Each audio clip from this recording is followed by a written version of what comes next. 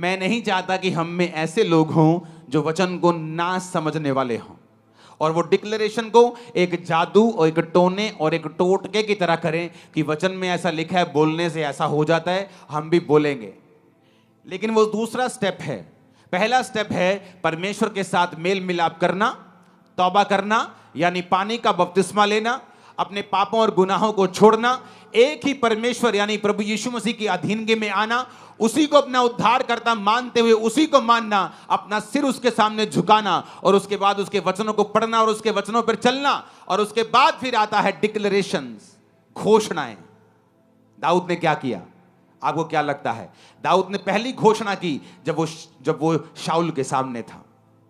उसने कहा, शाऊल, जब मैं ऐसा पिता की भेड़ बकरे को चराता था तो मैं शेर भालू को मार देता था, बालों से पकड़ के मार देता था। दाऊद ने कहा, वो यहोवा जिसने मुझे सिंह भालू दोनों के पंजों से बचाया है, वो फिलिस्ती के हाथ से भी बचाएगा। तो दाऊद ने पहली घोषणा की शाऊल के सामने। मैं भी ऐसी घोषणाएं मुझे याद किया करता था, कई बार लोगों के सामने, अपने परिवार के सामने, कई बार विरोधियों के सामने, कई बार अपने जो रिश्तेदार मुझे कोसते थे, त्यागते थे मुझे, तो धर्म में अपने वापिस आएगा, पछताएगा, उनके सामने मैं घोषणाओं को करता था। घोषणाओं में ताकत है। कई बार तुम्हारी चाचे की लड़की आके तुम्हें पूरी तरह से मिट्टी में मिला देती है। तू ईसाई, ले तेरा कख नहीं बनना, तू एक दिन वापस आना, और तुम चुप रहती हो। ये चुप रहना नहीं है, तुम श्राप ले रही हो अपने ऊपर और अपने बंधनों को खुद स्वीकार कर रही हो। कहां चुप रहना है?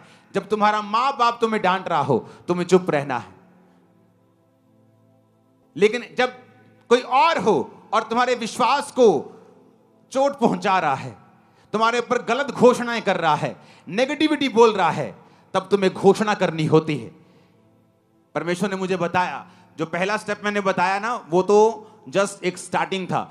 आपके लिए कौन सा स्टेप है परमेश्वर ने बताया? आपको मालूम? 10% लोगों के लिए है जो मैंने पहला स्टेप बताया, 90% लोगों के लिए जो अब बता रहा हूं। परमेश्वर ने कहा, मेरे लोग मेरे साथ अच्छे संबंधों के बावजूद भी गोलियत के नीचे रहते हैं, क्योंकि वो घोषणाएं नहीं करते अपने लिए। यहां दाऊद की जिंदगी देखो, उसने घोषणा की शाऊल के सामने। शाऊल कहता, बेटा तू अभी छोटा है, और जब वो छोटा था तभी से लड़ता है।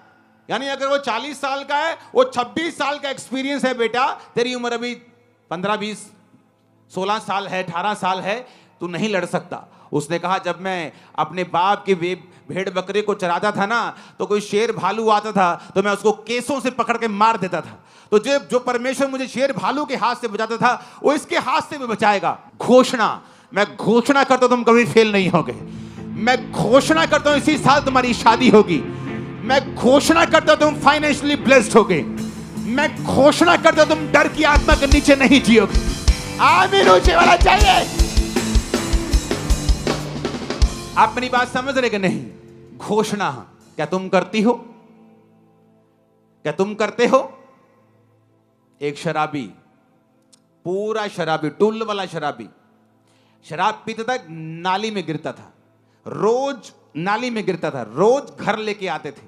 मां क्रिश्चियन थी, कभी कर्ज नहीं किया, बोलती थी मेरा बेटा एक दिन सेवक बनेगा। वो सेवक बना, बड़ा हो गया। घोषणा, घोषणा, घोषणा। तुम्हारा बच्चा शरारती हो, कभी मत कहो मेरा बच्चा शरारती है, बोलो मेरा बच्चा एक्सीलेंट। आज जब फ्लाइट में, मैंने ऑस्ट्रेलिया में बताया था कि फ्लाइट में जब जाते हैं, एंड ऑफ द फ्लाइट सारी एयर होस्टेस हमें आके जरूर ये बात बोलती हैं, आपके बच्चों के जैसा कोई बच्चा हमने नहीं देखा है। ये कैसे इतने काम हैं, कैसे हर चीज को बोलते हैं, हैंडल करते हैं, चीजें करते हैं, शोर नहीं, रोते नहीं, चिल्लाते नहीं, खिंचते नहीं। मैंने कहा घोषणाएं।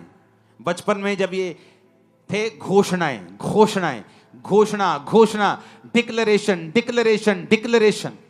तुम जैसा बोलोगे, परमेश्वर ने क्या कहा, मैं उन चीजों के नाम जो नहीं ऐसे लेता हूं जैसे कि वो हैं। अब्राहम, तेरा नाम आज से अब्राहम होगा। है प्रभु, मेरे पास तो अपना एक कुत्ते का बच्चा भी नहीं है, तो मेरा नाम तू रख रहा है कि जातियों का पिता होगा। सारे, तेरा नाम सारा होगा। बहुत से राजकुमारों की माता, हे प्रभु वो बख्श दे, ऐसा मेरा नाम मत रख। जैसे आज अगर चर्च में कोई बहुत गरीब भाई बैठा है जो कल को अमीर हो जाएगा, वो कोई प्रॉब्लम नहीं, लेकिन आज बहुत गरीब और घर जाके बोले आज से मेरा नाम धनी चंद है, आज से मेरा नाम मुकेश अंबानी है, वो लोग बोलेंगे यार तू क्यों बेइज्जती करवानी है अपनी। घोषणा, घोषणा। परमेश्वर ने कहा मेरे लोग नहीं जीत रहे गोलियत से क्योंकि वो घोषणा नहीं करते। तुम लोग क्या सोचते हो, हाय प्रभु कुछ करेगा, हाय प्रभु इस दर्द नू कटेगा, हाय। और प्रभु क्या सोच रहा है कि मैंने तुझे सांपों और बिच्छुओं को रोंदने का अधिकार दिया, तुझे ताकत दी है, तू घोषणा करेगी, तू डिक्लेयर करेगी, तू घोषणा करेगी, मैं तुझे दूंगा। तू घोषणा नहीं करेगी, पावर तेरे पास होगी, लेकिन वो उसी मिट्टी में दब के खत्म हो जाएगी। आप मेरी बात समझ रहे कि नहीं? घोषणाएं। यहां पर पहली घोषणा दाऊद ने की। अब समय आया जब दाऊद ने जब घोषणा की तो शाऊल ने 38 आयत में लिखा, शाऊल ने अपने कपड़े दाऊद को पहनाए, पीतल का टोप सिर पे रखा, झिलम पहनाई। दाऊद ने उसकी तलवार वस्त्र के ऊपर कसी और चलने का यत्न किया और उसने उसे परखा नहीं था। और दाऊद ने शाऊल से कहा इसके पहने हुए मुझसे चला नहीं जाता क्योंकि मैंने इन्हें नहीं परखा है। दाऊद ने उन्हें उतार दिया, उसने अपनी लाठी ली, नाले में से 5 चिकने पत्थर छांटे, चरवाहे की थैली अपने झोले में रखे और अपना गोफन हाथ में लेके पलिश्ती के निकट गया। पलिश्ती चलते चलते दाऊद के निकट पहुंचने लगा और जो जन उसकी ओर बड़ी ढाल लिए आ रहा था वो उसके आगे आगे चला। पलिश्ती ने जब देखा दाऊद को तो तुच्छ जाना, कहा क्योंकि वो लड़का ही था और उसके मुख पर लाली झलकती थी और वो सुंदर था। पलिश्ती ने दाऊद से कहा क्या मैं कुत्ता हूं, तू लाठी लेकर मेरे पास आता है? पलिश्ती अपने देवताओं का नाम लेकर दाऊद को कोसने लगा। पलिश्ती ने दाऊद से कहा मेरे पास आ, मैं तेरा मांस आकाश के पक्षियों और वन पशुओं को खिला दूंगा। शैतान ने घोषणा की। आप नहीं जानते, आपका एनिमी आप पर घोषणा करता है, आपका दुश्मन आप पर घोषणा करता है और आप चुप रहते हैं। अगर आप घोषणा के बदले घोषणा नहीं करेंगे, वॉर के बदले वॉर नहीं करेंगे, वर्ड्स के बदले वर्ड्स नहीं देंगे, चुगलियों के लिए आपका मुंह खुला रहता है, गंदी बातें बोलनी हो मुंह खुला रहता है, किसी की चुगली करनी हो, निंदा करनी हो, 2-2 घंटे हम बैठ सकते हैं। लेकिन जैसे कोई आके ये बोलता है ले तू चर्च जानी, फर्क तो नहीं पियानी, तब हमारा मुंह बंद रहता है क्योंकि वो घोषणा करने का समय था। शैतान करके चला गया, तुम करके नहीं गए, इसलिए तुम्हारी जीवन की परिस्थिति कभी चेंज नहीं हुई। पलिश्ती ने घोषणा की कि मैं तेरा मांस खिला दूंगा पक्षियों को। दाऊद ने पलिश्ती से कहा 45 आयत में, तू तलवार और भाला और सांग लेके मेरे पास आता है, परंतु मैं सेनाओं के यहोवा से तेरे नाम के नाम से तेरे पास आता हूं जो इजरायली सेना का परमेश्वर है और उसी को तूने ललकारा है। आज के दिन यहोवा तुझको मेरे हाथ में कर देगा, मैं तुझको मारूंगा, तेरा सिर तेरे धड़ से अलग कर दूंगा। मैं आज के दिन पलिश्ती सेना के शव आकाश के पक्षियों और पृथ्वी के जीव जंतुओं को दे दूंगा, तब समस्त पृथ्वी के लोग जान लेंगे कि इजराइल में एक परमेश्वर है। जोर से हालेलुया बोलो। दाऊद ने क्या की? अब यहां दूसरी घोषणा की। पहली घोषणा उसने शाऊल के सामने की, दूसरी घोषणा उसने उस गोलियत के सामने की। उसने कहा तू तलवार लेके मेरे संग आता है, मेरे सामने भाला लेके ये सामान लेके मेरे सामने आता है, परंतु मैं यहोवा के नाम से तेरे सामने आता हूं। इसलिए उसने एक्सपीरियंस का यूज नहीं किया, अच्छी तलवार नहीं ली। दाऊद को जो परमेश्वर ने सिखाया था उसने उसी पे भरोसा रखा। प्रभु ने उसे सिखाया था, जो भेड़ बकरी को वो चराता था, कि किस तरह से गोफन को चलाना है। परमेश्वर ने उसे सिखाया। कई बार आप दुखी हो जाते हैं, आप बोलते हैं परमेश्वर मेरे बाकी कजन ब्रदर तो बड़ा ऐश करते हैं, मेरी बाकी सहेलियां तो बड़ा ऐश करती, शादियों में भी जाती हैं, घूमती फिरती, सब कुछ करती, मैं ऐसा क्यों नहीं कर सकता, मैं ऐसा क्यों नहीं कर सकती। दाऊद भी कह सकता था, जब उसके भाई तो सेना में ऐश करते थे, पक्का पाप में थे, इसलिए परमेश्वर ने उनको मसा नहीं किया। पक्का पाप में थे, दोबारा कंफर्म हो गया जब गोलियत के सामने उनके पांव कांपने लगे। एक व्यक्ति जो आत्मा में भरा होता है, शैतान के सामने उसके पांव नहीं कांपते, शैतान के कांपेंगे और कांपते जिस तरह आज आपके सामने शैतान के कांप रहे हैं। उनके पक्का पाप उनके सामने आ रहे थे। कोई किसी के पांव नहीं कांपते जो पवित्र आत्मा से भरा हुआ होता है। डर उस पर अटैक कर सकता है, लेकिन उसका हल यह है, वो डिक्लेयर करता है। दाऊद ने घोषणाएं की हैं। अगर आप भजन संहिता में पढ़ेंगे, जब डर उस पर अटैक करता था, वो घोषणा करता था, मैं नहीं डरूंगा, यहोवा मेरे संग है, यहोवा मेरा शरणस्थान और बल है, संकट में अति सहज से मिलने वाला सहायक, इस कारण मुझे कोई भय नहीं, चाहे पृथ्वी उलट जाए। घोषणा, घोषणा। जब तुम घोषणा करते हो, तुम्हारी स्पिरिट में कुछ जाता है जो तुम्हें दिखता नहीं। जब तुम घोषणा करते हो, विक्ट्री तुम्हारे अंदर जाती है, बीमारी तुम्हारे अंदर से निकल जाती है, हड्डियों का दर्द चला जाता है, बीमारी श्राप चले जाते, जब तुम घोषणाएं करते हो। लेकिन जब तुम इंतजार करते हो कि प्रभु कुछ करेगा, दाऊद वहां खड़ा होकर प्रभु की ओर नहीं देख रहा था कि प्रभु कुछ करेगा, कि गोलियत को हार्ट अटैक आ जाए, गोलियत अपने आप मर जाए, कुछ हो जाए, गोलियत का दिमाग चेंज हो जाए। हे प्रभु कुछ कर, हे प्रभु दया कर। उसने कहा, तेरा सिर तेरे धड़ से मैं अलग कर दूंगा, इन फलिश्ती सेनाओं के शव मैं आकाश के जंतुओं को दे दूंगा, क्योंकि तूने मुझे नहीं, तूने परमेश्वर को ललकारा है। जो आपके पीछे हैं, आपके पीछे नहीं है। जो इस सेवकाई के पीछे हैं, वो इस सेवकाई के पीछे नहीं, वो जीसस क्राइस्ट के मकसद के पीछे हैं, और उनका सिर धड़ से अलग कर देगा परमेश्वर। मैं आपको बता रहा हूं। आपका आमीन छोटा है। ये आमीन अपने परिवार के लिए बोलो, जीत जाओ। फाइनेंस के लिए बोलो और जीत जाओ। शरीर के लिए बोलो और चंगाई को पा जाओ। दिमाग से डिप्रेशन को हटा दो, आमीन बोल के। आमीन बोलो और रास्तों को साफ कर लो। आमीन बोलो और शैतान को हरा दो। जादू की आत्मा और सब को खत्म कर दो, आमीन बोल के। हालेलुया। दाऊद ने फिर डिक्लेरेशन की, फिर घोषणा की। 2 घोषणाएं करने के बाद वचन कहता है कि जब गोलियत उसके सामने आया, दाऊद उसकी ओर भागा, शैतान से पीछे नहीं हुआ, डर डर के नहीं उसको भाला, उसको वो गोफन मारा। बाइबल कहती उसके सामने फॉरवर्ड गया, बिना डर के उस गोफन को चलाया, उस गोफन में पत्थर रखा, चलाया, उसके माथे पे जाके लगा, गिरा गोलियत। तलवार नहीं थी, गोलियत की ही तलवार पकड़ी, उसका सिर धड़ से अलग किया। जैसे फलिश्तियों ने देखा, ले भाई अपना लीडर तो गया, तो बाइबल कहती सारे भागे। जब सारे भागे तो जो आत्मा में नहीं थे वो भी दलेर हो गए, कहते इतना डी ऐसी की तैसी, वो भी पीछे भागे, सबको मार दिया। और वही वचन पूरा हुआ जो दाऊद के मुंह से निकला था कि फलिश्तियों के शव आकाश के पंछी खाएंगे, और वैसा ही हुआ। ये कमाल था डिक्लेरेशन का, ये कमाल था यहोवा के वचन के ऊपर विश्वास करने का, ये कमाल था परमेश्वर के साथ संबंधों को कायम रखने का।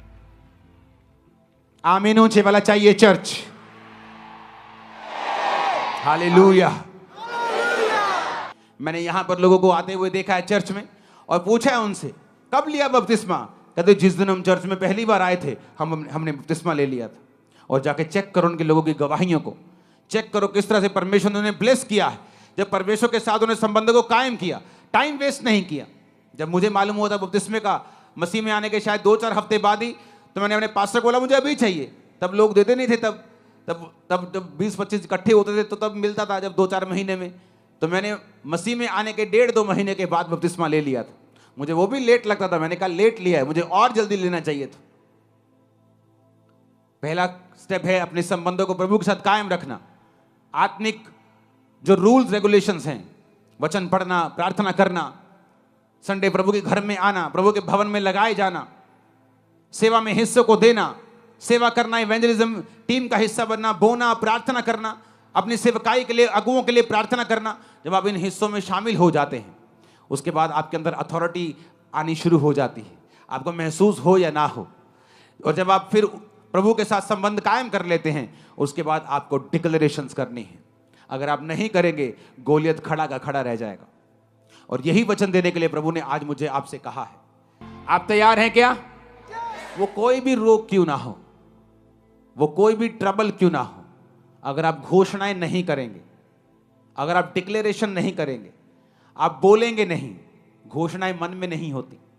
दाऊद ने मन में नहीं सोचा अच्छा तेरे को मार दूंगा, मन में सोच रहे हैं, मन में नहीं सोचा, मुंह से बोला, इतनी जोर से बोला कि गोलियत के कानों में खड़कती थी आवाज, इतनी जोर से बोला कि बाकियों को भी सुनता था, इतनी जोर से बोला कि शाऊल को भी मालूम हो गया कि हाँ कुछ तो है इसमें, क्योंकि शाऊल भी कभी आत्मिक था, तो उसे भी जो व्यक्ति आत्मिक होता है एक समय वो आत्मिक नहीं रहता, पर वो आत्मिक व्यक्तियों को फिर भी पहचानता रहता है कि हाँ इसमें वो चीज है जो कभी मुझ में थी। कितने मेरी बात को समझ रहे हैं? उसे मालूम था कि गोलियत जो दाऊद गोलियत के लिए कह रहा है, इसमें कुछ है, इसमें कुछ बात है। उसकी घोषणाओं में ताकत थी। आपको मुश्किल होती है, आप रोने लगते हैं, आप प्रभु की ओर हाथ उठा लेते हैं। मूसा भी ऐसे ही करने लगा। जब मूसा ने देखा पीछे फिरौन अपनी सेना के साथ पकड़ने के लिए आ गया, आगे समुद्र था, पीछे फिरौन था, लोग बकबक करने लगे, ले मूसा साडिया कबरा हूं तू समुद्र च बनवाएगा, काश असी तेरे नाल ना आंदे, तेरी गल ना सुनते। और मूसा, बाइबल कहती, परमेश्वर की दुहाई देने लगा, जोर जोर से रोने लगा, प्रभु कुछ कर। परमेश्वर ने कहा, तू मेरी दुहाई क्यों दे रहा है? क्यों दे रहा है मेरी दुहाई? तेरे पास लाठी है, लाठी को समुद्र की ओर कर, तो वो दो भाग हो जाएगा।